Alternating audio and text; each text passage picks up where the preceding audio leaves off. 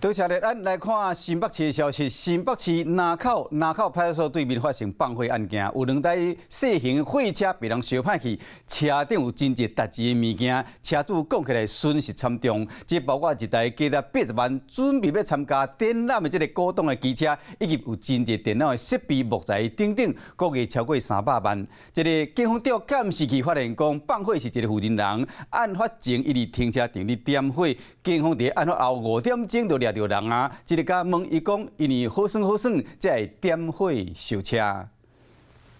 穿白衫查某人鬼鬼祟祟，徛伫停车场，无偌久就点到手头的物件，续来伊就找物件行回边的小台火车去。回另外一个角度看，几分钟过，小台火车边就开始伫咧请烟斗火。大量的纸箱，那个可能没有想办法移除啊。消防人员接到报案赶过来，由水线拍火，火车强要规台拢烧甲乌麻麻，成真侪民众围过来看。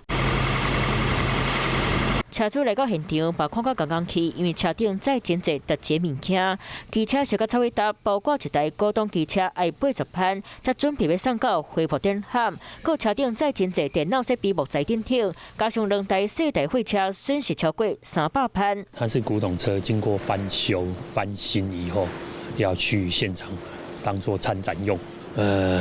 其实他很难估计，只是据车主他跟我说要小心使用。他说他翻修大概花了70-80万。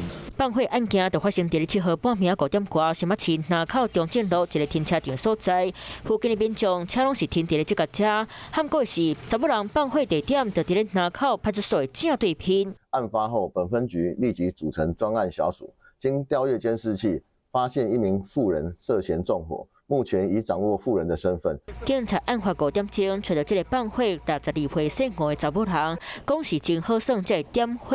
不过这把火若互车主损失惨重，嘛互警消息无用甲变过。Hello， 我是林纯佩。想要掌握最及时的新闻资讯或是体坛动态吗？赶快按赞、订阅、开启小铃铛，锁定华视新闻的 YouTube 频道。